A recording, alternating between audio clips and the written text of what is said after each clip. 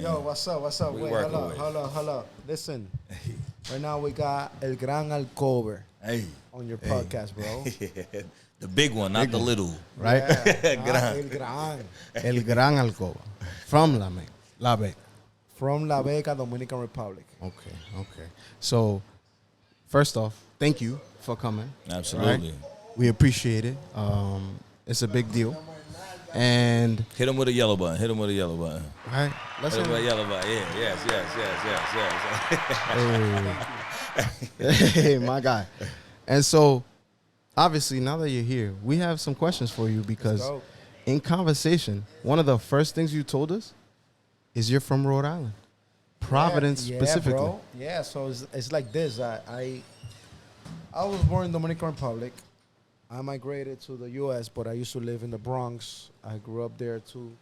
But at some point, my whole family lives in Rhode Island for so many years that I ended up staying here, living here, and I actually did my GED for high school here in the CCRI.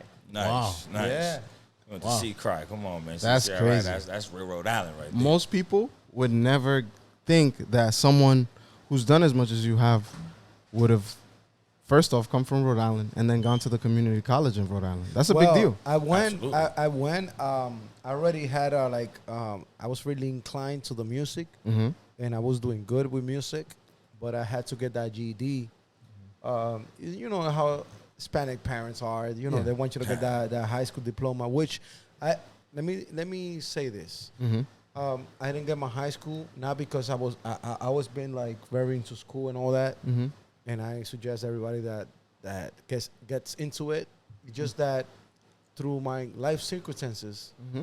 I couldn't finish high school, Mm-hmm. but I still went ahead and pushed, and I got my GED because I wanted to get and have it in case I wanted to go to college and all that. Yeah. But I was already blowing up in my music and stuff. yeah. So. Nice. So you already moving up in music before you got your GED. Correct. Yeah. And that's a big step to see that you're making leaps in music and to still stop in your life and be like, you know what?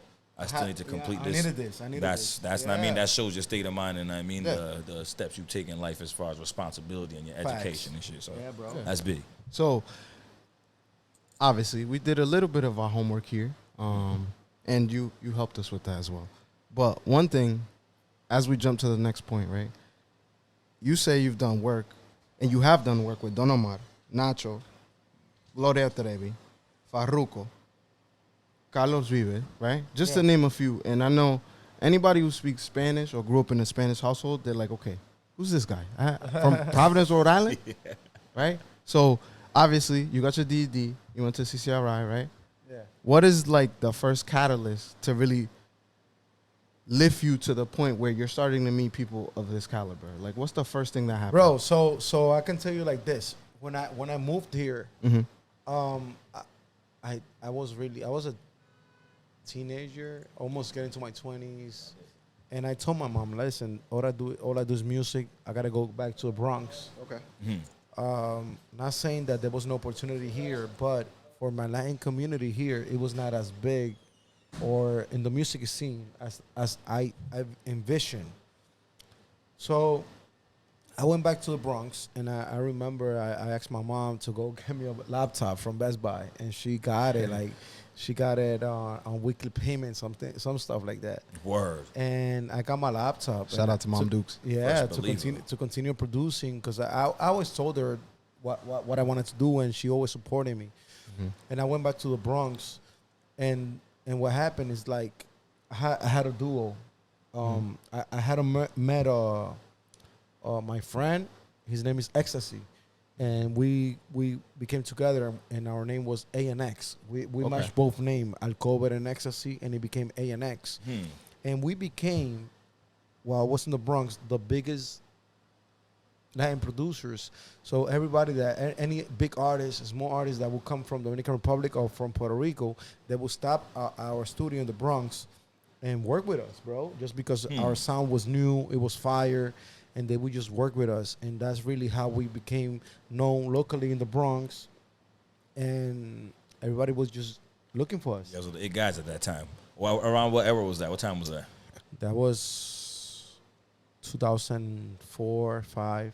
Who do you feel were the Latin producers at that time when you guys are coming up? Who was the hottest Latin producer? Really, it was like Looney Tunes from Puerto Rico, okay. and because that's what we were following, and actually we got to meet them. We had the chance to give them beats. Nice. It was really like dope because it was them, but before them it was DJ Blast. DJ Blast was really an inspiration to us, like huge inspiration. And nowadays it's crazy because that's my friend. That's my buddy. That's my That's buddy. great. That's how life works. Bro. Yeah, bro. I love that guy. I love that guy. He's working on an album, and I did a song for him. So I love that guy. From an icon, from someone you look up to your friend. That's a big deal. Yeah, Not a lot of people get to say that. No, actually, and I tell you, growing up in the Bronx, one of the person that was hot. No, not from the Latin, but in the English, it was Swiss Beats. Word. And years later, I got his father to manage us. Wow. Yeah, TD. TD was our manager, bro. Swiss Beats' father. Yeah, TD. Crazy. And then that's legendary. Yeah, he will manage us. He actually took us to a studio where Swiss Beats was at in downtown New York in Sony Studios. And to us, it was like crazy, bro. Mind blowing. Yeah. I can imagine. Legendary shit. I can imagine. How does the transition from you guys becoming hot in the scene to then being signed? Because that's got to be a difference. Being hot in the scene and being signed is like, wait. Bro, I'll tell you this real quick. I'm gonna say it like short, but okay, because a lot of things happens in between. But of course, it was like this. Don Omar signed a group that they were friends of mine, but Don Omar already had heard about us because it was hot in New York. He recorded on a track that we produced, but we never met him in person. And when we had the opportunity to meet him in person, I had a small chain that said A&X. And he saw me. He's like, "You A&X?" And I'm like, "Yeah." It's like, "You're a monster. Let's work." So check this out. After that, I didn't see him again for so many months. And they would tell me, "Listen, send me tracks so I could say short to Don." I was like, "Nah, if I send the tracks, I will not have the chance to meet him again." Word. To me, like me, naive thinking, whatever. You have to hold the work. Like, you gotta come see the plug. You want to get the work. Yeah, so then that same group that he used to have, it's called Marcy Place. They had a show in Long Island, New York. And that's when he said, "You monster, let's work." And I didn't see him again, but then they had a release party, and I went to it. I went to a release party, and I want to say this because people gotta know the consistency of like your goals. Like I want to work with this guy so bad. The pressure you gotta apply. To me, he was like he is still like one of the best Latin artists, ever. Yeah. I'm sorry, Point ever. blank. Because he's not only a rapper, but he's an interpreter. Yeah. Like he's a writer, so he's dope. And I always saw that on the come up, like I would like define who's the artist I want to work with and all that. And he was that guy. And I saw him at that release party, and I pulled him by the arm, and security came, bro. Like security came, like, "Yo, what you doing?" and I'm like, "Nah, hold up." And then Don told him, "No, he's my friend."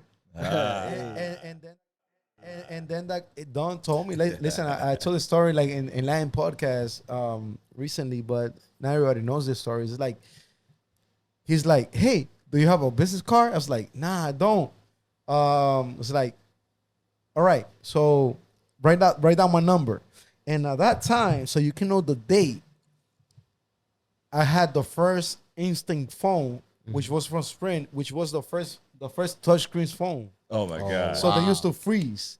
Bro, anybody out there that had an Instinct phone, a Sprint phone, knows that phone used to freeze. Not right now, from Lord. looking at it, bro. Lord, please. But the good thing was like I'm good with memory. I'm good with numbers. And until now, you give me a number sequence, I'm gonna remember. So that guy tells me his number. I remember. I turn off the phone. Took out the battery. Put it back on. I remember the number. I saved it. And the next morning, I hit him up. I text him. Straight up. I'm like, "Hey, what's up? This is Alcover." He called me. He's like, "Hey, you want to go to a studio today?" I was like, Straight up. "Of course." Yeah. And we went to a studio, bro. And cooked up. Bro, I was so nervous, man. I had the studio in the house I used to live. I had the studio in the basement. and because I used to live with a friend, and I went to a studio, and I had a beat that has Swiss beat style. Like I like look it up. It's called Don Omar, tú no tienes ni un peso. Mira, vamos a cuadrar una cuentita tú y yo. So check this out. I go to a studio real quick. I changed the hook on it because I know Don Omar was like on a beef with some other artists, and I'm sure like he was gonna try to diss them or something, right? And I go to a studio. The beat said in the hook, "Súbelo, súbelo," right? It was "Súbelo, súbelo," and I re-recorded and I said, "Tú no tienes ni un peso. Tú no tienes ni un peso. Tú no." That means you don't have a dollar. You don't have money. It's basically you don't have a dime. But so I used that gimmick. Yeah. Knowing that he was gonna go do a diss track, and that's the fact, bro. That to me that was smart, of course. And I go to him, and I made a CD with 10 tracks, and that was the first track I played, bro. Yeah, it's like I'm recording on that shit. So after you have this session with Don Omar, right? Who's the first person you call? Who's the first person you talk to? At that time, we had a clique in the Bronx. My team, it was different Latin artists on the come up to trying to grow like us. But we was believing in them. They believed in us, and of course, when I got back to a studio, and it was a clique that we used to all live around there or in the same house. And I had to go back and play the track. I'm like, yo, Don Omar just recording this. They're gonna send me the session soon and all that. Then a few weeks later, Don Omar calls me. He was like, listen, go to Quad Studio in downtown New York and pick up the session. You already authorized to pick up the session. And I went there. They gave me a CD with the data, bro. And I took the train back and like, bro. You know it's up from there. It's about to be different. That's it, bro. That was like, it's going to be lit, bro. Life has changed. So, yeah. So he records that. I get the session. I go back to the studio. Then one time, around the same time, Don Omar calls me, and he's like, listen, I need to record a song. I'm doing a remix too. And it was Tito. He was a Mambero, and he had a hit song called El Café. ¿Tú quieres colar café? Cuélame este paquete. And Don Omar has to do like the remix for DJ Lobo mixtape. And Don Omar calls me, listen, I need to go to a studio. But I don't want to go to that studio in Long Island.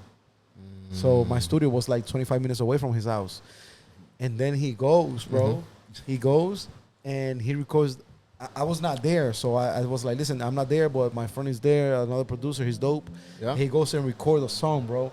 He loves the vibe so much there that he started going to that studio, bro, in the basement of the house that I lived. Word. Wow. And you weren't even there that day. That day I was there. Don Omar went to he basically went to the track. Because of you. He went to the spot. Can we get a Nah, man, that's big value. That's big value. Yeah, bro. Then after that, it's history, bro. After that, he actually signed my whole clique. He signed Ecstasy, my partner, myself as ANX. Wow. Me and my brother. And then he signed another producer named Lincoln. He signed Nati Natasha, who was an artist that was doing a demo with Lincoln at the studio at that time. She was doing like 3 songs, demo, whatever. Wow. And he met her there. And he like, listen, even the person that wasn't doing music had a friend that he was the son of the owner of the house, right? Yeah. And they had a construction company. He hired them to do his whole kitchen. Bro, it was real, bro. It was real, bro. What you didn't realize is, you're sacrificing, you're grabbing him by the arm that day, because a lot of people wouldn't have grabbed him by the arm. Yeah. 99% of people would not have touched that man.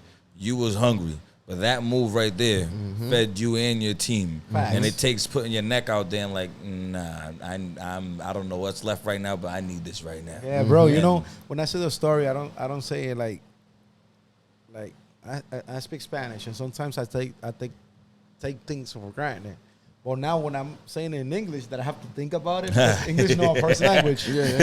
I could speak it, but it's not my first language. Now that I speak about it, and what you just said, I really see that as like being brave, going for your goals. Absolutely, and I appreciate myself. Nah, man, straight up. Yes, you should, straight man. up, man. Oh God, 1000%, bro. Not a lot of people who are really come from a small place, right, where it's real easy to have crabs in a barrel mentality and do something, and then not only do something, but then turn around and have your whole Everybody up clique. with you. Exactly. Yeah, no, that whole clique. 100%. Then he even did online radio. The other ones that didn't do music, that didn't do construction, got here for the radio. Bro, it was insane, bro. It was amazing. Yeah. And then in that basement, it was where we recorded that song Danza Kuduro, which was a huge hit. Then after that, we also did Taboo, which both of them are in the Fast and Furious 5. We did that song Dirty Love with Nati Natasha and him. We did a whole album. We went on tour. That guy, bro, he put 2 tour buses. Wow. We are our faces on it. Wow. He put a whole album. Don Omar presents El Orfanato. No, it was Don Omar, Meet the Orphans. Orfanato was the label, and he put us on the cover. Shout out to Don Omar, Right? man. Yeah, Shout bro. out. Because not a lot of people would do that and just.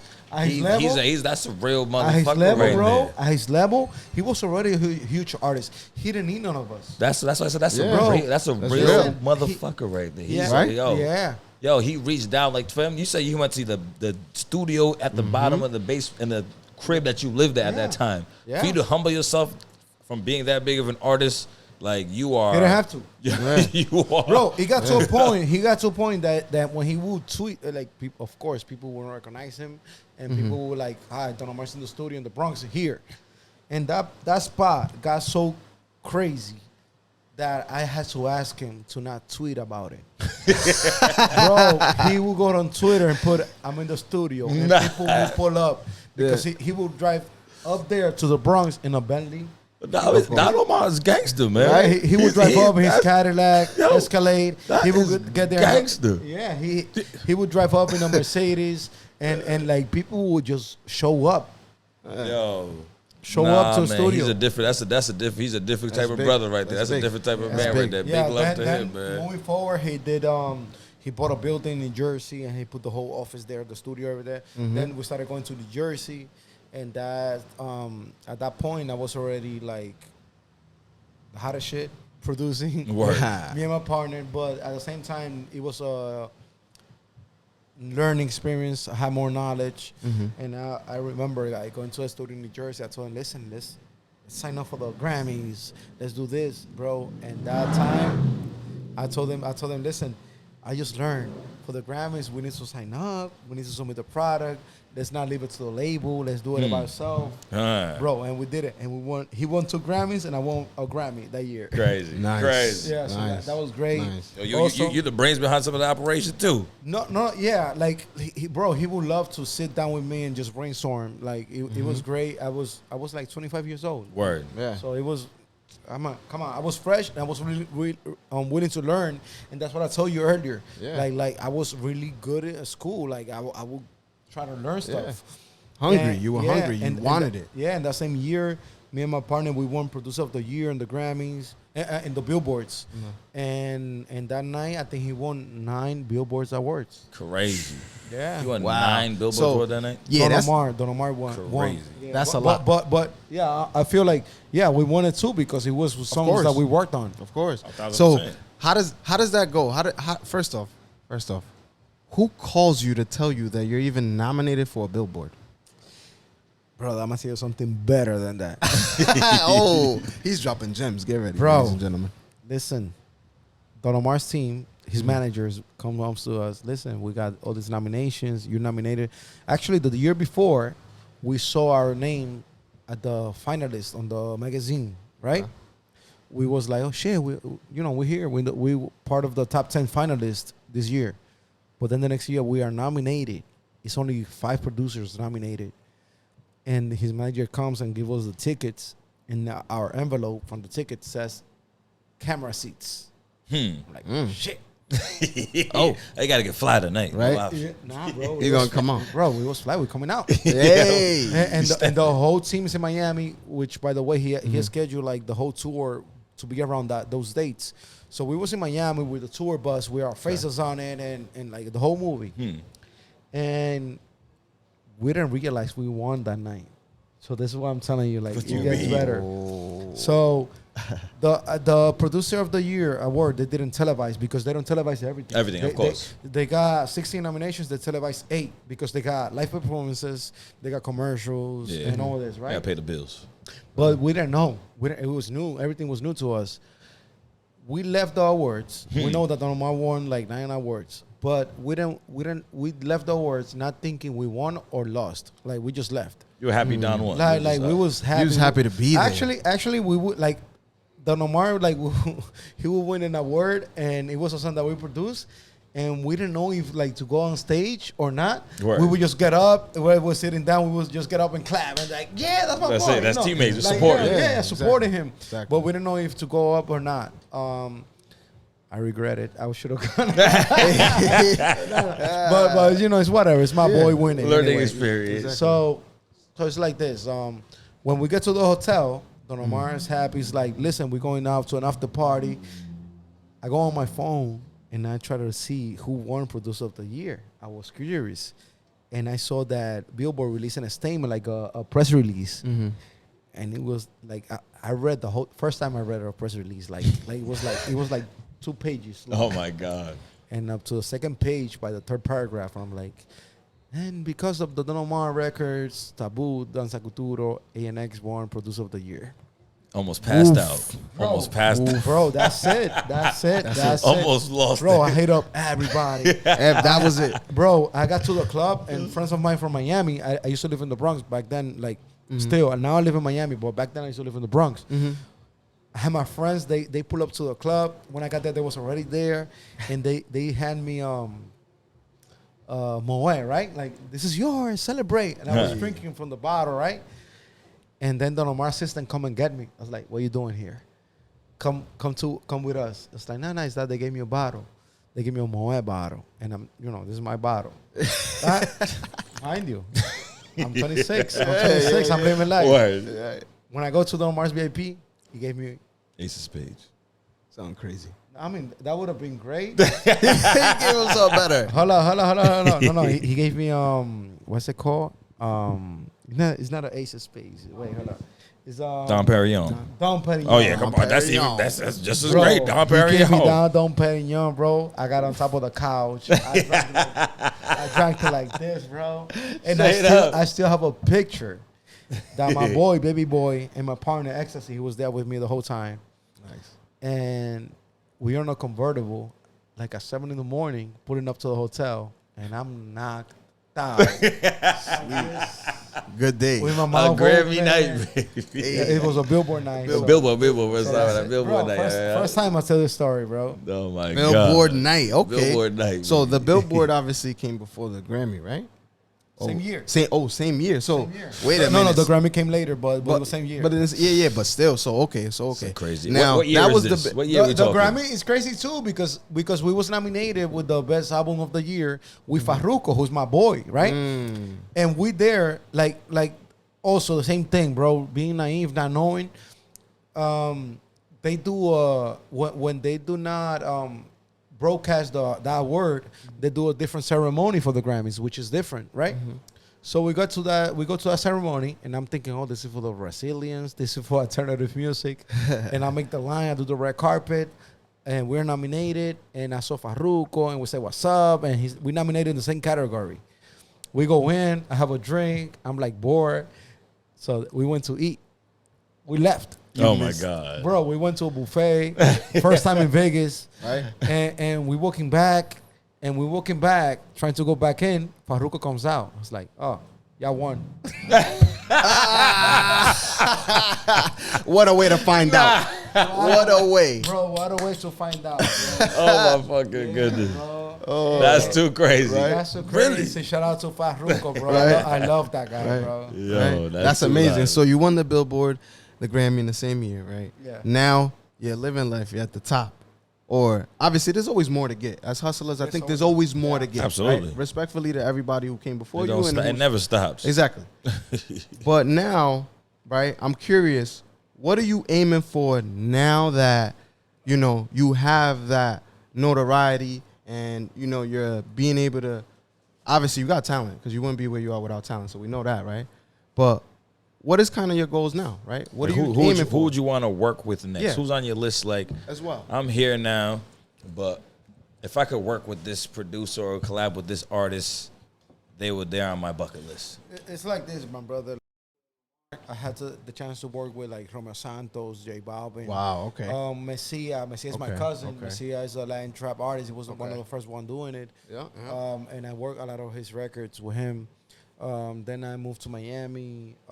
Started working with Nacho. Started working with Gloria Trevi, who was really different from what I was doing because she's more of a pop Mexican artist. Yeah. And but to me, she was always to me she was always like far to reach. Word. And I had the chance to go to a writing session with her, and that was insane as well because it was like 5 rooms with dope artists, dope producers, dope songwriters, and it's crazy because I get there the first day, we write a song, and her manager comes and is like, "Listen, we like the way you produce. Can you come tomorrow?" I was like, "Nah, I have a flight, but I'll cancel it." And I get there the next day, bro. And out of that camp that they made like about 15, 20 songs, we left. And I got a call 2 weeks later. I was like, listen, your song is our first single. Wow. And after that, like we became so close. And I tell you this, also inspiring for my people in Rhode Island is like this. All this time that I'm telling you all this success that I had, I was illegal. I didn't have papers. Wow. Oh, I didn't have papers, bro. I got my green card in 2020. During the pandemic. During the pandemic. And Still grinding. Yeah, bro. And like I never stopped. I never stopped working. Yeah. And my first trip when I got my green card, it was to Mexico. So with Gloria Trevi again. Wow. Nice. And then after that, we also got that song went to #1. Then I did a second record with her and another artist from Spain, which went double platinum. And right now we got the #1 song in Mexico that I just produced for her. And Wow. Can we Straight up. Come on. Shout out to my boy. Come on. Working. Shout Heavy. Because Big. and I appreciate we got into a story with the Omar might come up and all that, but you know I want to send the right story out there that's not only what I've done. Like I've done so many other records with other artists and it's been great. And it's not bragging, it's not nothing. I hope people take it more inspirational than anything else. I don't brag. I really at a point or I have a sentiment of not caring about none of that. Yeah. But I also have the sentiment of thinking what has been my trajectory, and speaking with you guys, you know, it makes me remember what I've done because I it's not like I walk around the street and I'm like, I don't talk to you because I've done this. No, I don't care about that because I never think about that. But when I'm doing a podcast, when I'm doing an interview, it's the only times that I really remember about it. To reflect. It's weird, bro. It's like ADHD or something. You working so hard, man. Yeah, you don't get to stop and think. It's the grind, baby. But I really live in the present. Right, I as you live in should. the present. As you should. So, you know, I don't know what's in the future. But you asked me who artists I want to work with. Yeah, what's the next artist? Because If you could work with any artist, any genre, anybody, one bro. artist and one producer, and someone locally from Rhode Island or New England. Okay, that's 3. Yeah. Damn. Okay. So it's like this. Artist like this left side for me is like Jared Leto. Jared Leto. Wow. Okay. He's an actor. Interesting. He's an actor, but he has a rock band. Yeah. And I Plays the follow guitar. him and not only him, also Johnny Depp, like he's an artist too, and I dug so much into both of them careers. It's crazy because they these huge actors, and they recognize worldwide for them acting, but they have bands that they play locally, bro. That's crazy. Yeah. They go around like they do little tours and here and there, bro, and they dope. That's They're the love. musicians. That is love right there. Yeah, That's music Yeah. at its finest. Yeah, bro, because they you know they did what they had to do to become big and you know make that money and all that, but they still artists, bro. And sometimes I look at series, look at movies and all that, and sometimes we forget that these actors are playing a character, but they are artists. They are artists. Absolutely. And but at the same time, I'll tell you something that is weird, super weird. That sometimes you don't want to meet your heroes. Because they might disappoint you. They might. You might not be feel- who they are on TV. They might not be who you think they are. Huh. So, however, I mentioned those two, because they make music, and I'm sure they're very creative and they'll be willing to make good music above all. But there's other actors like Jim Carrey. Like I love Jim Carrey, right? Yeah, he's But real. Jim Carrey doesn't do music. Right. Yeah. And that's a person that I really would love to meet, but I'll be afraid of he's not the person who I think he is. Word. Okay. It's That makes hard. sense. It's hard. Yeah. But this is the difference. The artists that make music is different to me. Different to me because I know they're really constantly creating. But an actor that's just an actor, it's different because I do not know that world. You don't know who you really are. So then that's from that. Then from Providence, there's a lot of artists from Providence that I have worked with. There's like, and I can say this maybe, I don't know if I'm 100% correct, but the biggest bachatero coming out of Providence is K. Rose. And K. Rose, shout out to K. Rose. Yeah, shout out to him. And actually, right now he's in Miami on tour on a song that I produced for him. Oh, nice. And I have produced for him before, and I don't know him since he was like 15 years old, bro. Okay. And he's doing his thing, and he's always touring, doing shows. Then there's also like the more urban movement that is Edward Sofoque, Okay. Alvin Chucky, which Edward is my brother, and he's a dope freestyler. Not because he's my brother, but I recently came to one of his shows. Like it wasn't a box, like it was like a hole in a box, like a small room show, bro. But he killed it. Word. And then this guy comes in. He's Alvin Chucky. He's a different artist. They're not duo, none of that, but they got some chemistry together that. And I'll say this not only from working from artists, but it's like from experience. I have a career that's super solid. I can stop making music right now, and I'm good. Like I have a huge catalog which I worked for. And that's something I always tell my brother, Edo Sofoque. He does them both, and sometimes a lot of artists, they want just to get a one hit, and they don't care. It's like, nah, figure it out when I'm on the... Nah, bro. Like, it's good to have that one hit song, but also build a career, have core fans. Right now, I don't want to get this into too deep, but a lot of artists they don't know how it really works in the industry. But when you sign with a major label, that major label has investors. They have a fund assigned to them. It's a fund that they get access to every year, right? So that fund, right now, they're looking at core fans.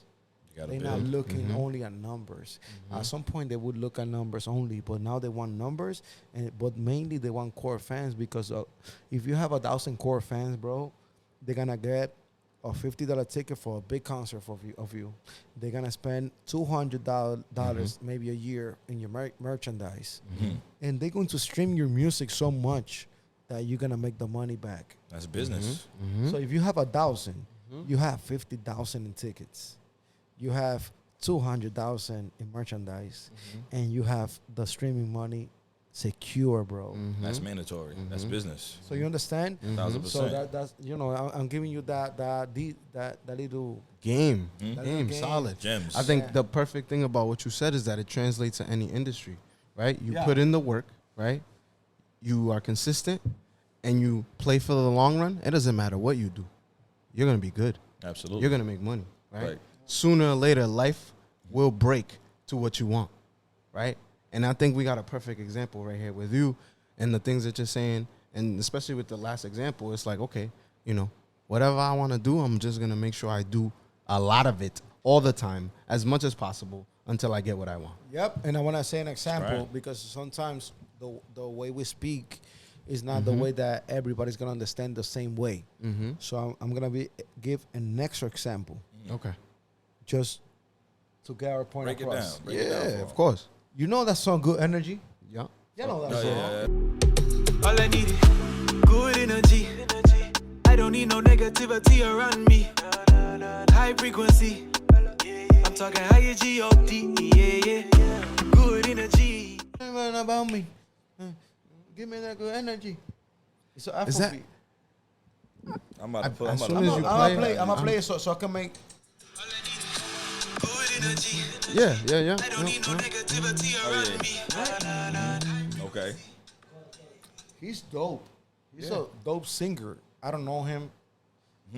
And this song, Good Energy, is a world hit song. That guy has 7,000 followers. Crazy. Exactly. Like, come on. Exactly. So I hope, like, once you get that, work your career. Get those core fans. Because it's different when they fans of a song than your fans. Because you can introduce them to your new music. And I found out that today, bro, and I love that song. And the way he sings it, the lyrics, I love everything about it, everything. But I go to it, it just proved my point of building that career. A lot of artists, they get that chance that they have a hit song, but just, make sure you get that career going. Yeah. Not only that song. Longevity. Absolutely. Plan for the future. Got to have a And backup plan. It's consistency. It's not even a backup plan. It's just consistency. Like I tell people all the time, I manage a lot of artists, and I say, being an artist is a responsibility because if I'm a fan of yours, you need to deliver me music. Your music does something for me. So, artists have writer's block. They're human beings. They have their life too. But if I invest in you, as in I give you my love and I tell people you're my artist, like I'm putting people onto you, it's your responsibility as an artist to continue putting out work, to continue bringing me forward and moving me on. And I grow with you as an artist. When you grow, I heard what you first started, like, and I see who you're making music with, how you're building, how you're growing. I mean, that's your responsibility as an artist. That's why, like, if people don't hear songs from Rihanna for a couple months, they're like, hey, what are you doing? Yeah. Where are you at? Where's she? Like, Where's she? What are what's we going doing? on? Yeah, I know I love you, but you haven't dropped the album in like 3 years. Give me something. Yeah. We got one more question for you. Yeah. One more question. And I think this might be the last one depending on what you say, but right now, we've gone through your story, right? What is your goal right now, today, moving forward?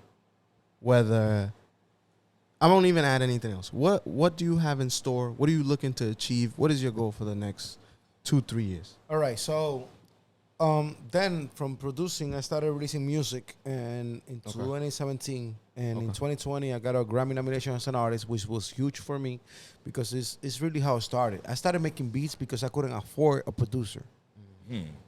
I learned how to make beats. I learned how to produce. I was illegal. I don't want to say illegal, but I didn't have papers. Then I had an EIN number so I could work legally or something. And I started selling beats. And, the whole story that I just said. But then I went back to it. I started releasing music and got that Grammy nomination. And now I have a different fan base. I had fan base that was trying to be producers as well, and they would study my beats and learn from it. But now I have people that they listen to me, listen to what I'm writing. Which, by the way, I had a Grammy nomination as a writer because I wrote that song. Triple threat, ladies and gentlemen. No, I wrote a song with Don Omar, Nati Natasha. We was Dirty Love, and that song got a Grammy nomination. I was raw music. I never stopped writing music, and even I was the producing. I would maybe write a hook here and there, do some help with the lyrics. I would do something with the lyrics. And I tell you, I'm a good writer. Like, I'm a professional producer, but I'm a good writer. So I wrote many songs. Then I started writing for myself, releasing music, and then I started doing shows. I did one of my first shows was I performed in the Madison Square Garden, bro. Oh, come on. Yeah. Madison Square Yeah. Garden? You said one of your first shows. Yeah, at one of my Madison, first shows. MSG. And it's crazy The because Garden. I was one of the first performers. And actually there was 2 openers, and I was the first one on the bill, which was huge for me. Okay, opener. And then Don Omar closed it. Oh, come on. And it was amazing because I opened it. It was with my music. It closed with my music. Then after that, I did. I started working with Nacho. He's from Venezuela. He's a big artist, and he had a tour. And I asked him to get on the tour to open up for him. And we did the House of Blues in Orlando, House of Blues in Boston, Arvin Theater in New York, and the Philharmonic Theater in Philadelphia, something like that. And has been amazing for me. And right now we're setting up. My biggest audience is in Spain. I haven't been able to go to Spain, but I'm going now in November. It's coming up. And, It's and, coming and up. right now we got a tour over there, and we got shows already like booked. Wow. Out. Besides that, what I'm continuing doing is helping new artists, new talents. Like yesterday, I was in a studio, and I play a lot of records that I'm doing right now for big artists, like huge artists.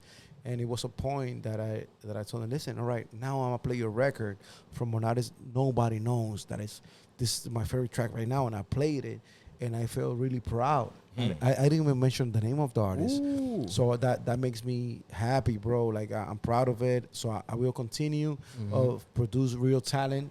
I'm a fan of real talent. I don't care how big they are. I don't care at all because we lost that in the industry. Like a lot of labels, they only look at numbers. They go on Instagram, they go on Spotify. They see the monthly listeners. They see the followers. They see the comment. They see the interaction. And that's cool, but that's really robotic. They don't look at it anymore as the real talent. The now. passion. Yeah. Once you have a real talent, now they need to know what they going against what against to. Yeah. So they're gonna go against to an artist that looks like a model, that they have real content on the Instagram or Reels or TikTok. They TikTokers, they influencers, which at some point a lot of Latin labels they got lost and they was signing TikTokers, which was whack. But it's gonna go back to that, to real talent, and just knowing that they need to compete against all this other content.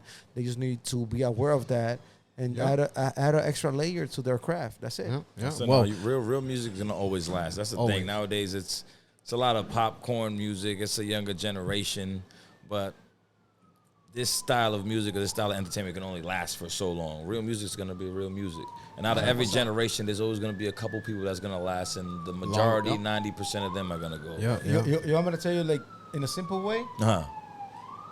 With the music they're making right now, I'm afraid in 20 years we don't have nobody to sample from. No, oof.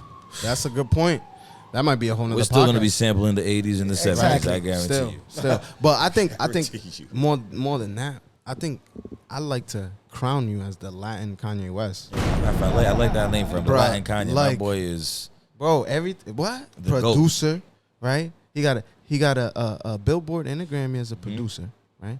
Songwriter, right? And an artist. The three-headed goat. Come on. Boy, the three-headed goat Come from the East on, Coast. and he's sitting here with Three-headed us. goat from the East Coast. Come Ooh, on. man. three-headed goat from the East Come on, Coast. get that man a round of applause, Yo, man. come Get that man a on, round of applause. Let it rock out. The- Let it rock. Ladies and gentlemen, 1,000%. we've had a man. great time. A great time. 1,000%. How about you let the people know where they can find you? My people, just go on Google and put El Gran Alcover. You're gonna find me. That's Bang. the easiest way I can Google me. Google me. That's it. That's how you know the man's doing his thing. All right. With that one, ladies and gentlemen, we appreciate the time y'all spent with us. And trust me, we appreciate the time you spent with us.